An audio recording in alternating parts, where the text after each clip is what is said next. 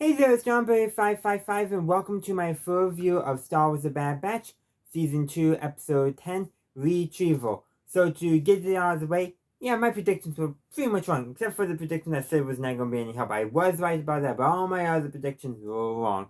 And if you haven't done so already, check out my spoiler-free review of this episode if you would like to avoid spoilers, because spoilers are ahead.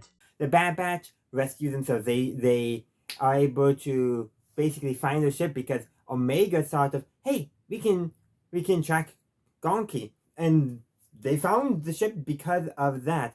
And then of course also we learned that the ship was stolen by a young thief who's basically looking for a gang, for that better term, basically a person that's taking over a mine and is forcing everyone to work in it.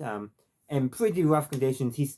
We find out that he's holding all the food for himself and all the profits for himself, is only giving the top owner their own meal, and everyone else has to share one bowl of soup. But the top owner gets a whole bowl of soup to himself, or whatever it grew. Probably is the best way of looking at it. But it's like, yeah.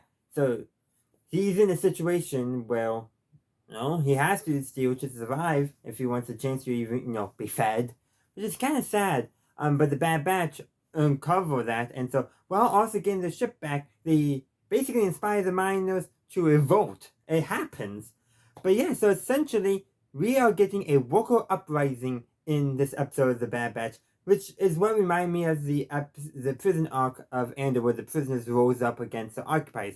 Granted, in this case, the miners are still going to be mining the mineral and all that, but they're going to be sharing the food and the profits all among themselves. So the miners have seized the means of production. Man, that sounds very leftist in my opinion. But again, why remind me of Star Wars Andor, which was probably the most leftist, explicitly leftist Star Wars show that we've gotten so far. And those same themes are present in this episode. Not to the same degree, but they are present, and I really do appreciate that.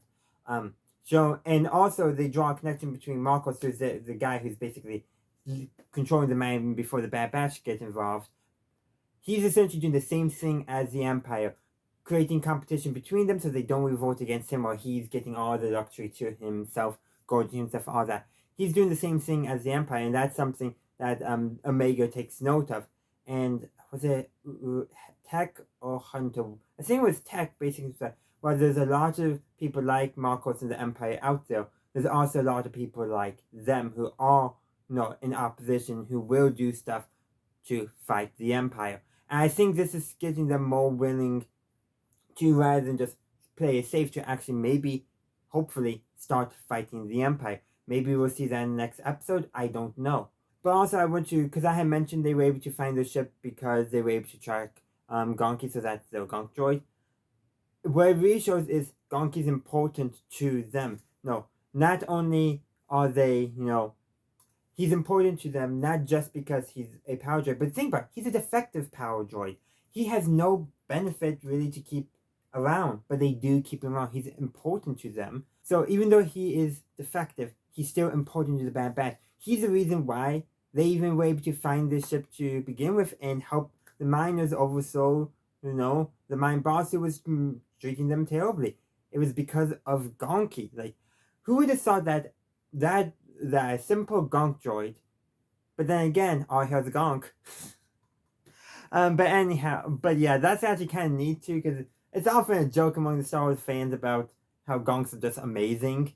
They are. I mean, and this episode proves why Gonks are amazing. They're all important to the Bad Batch, therefore all Gonks are important.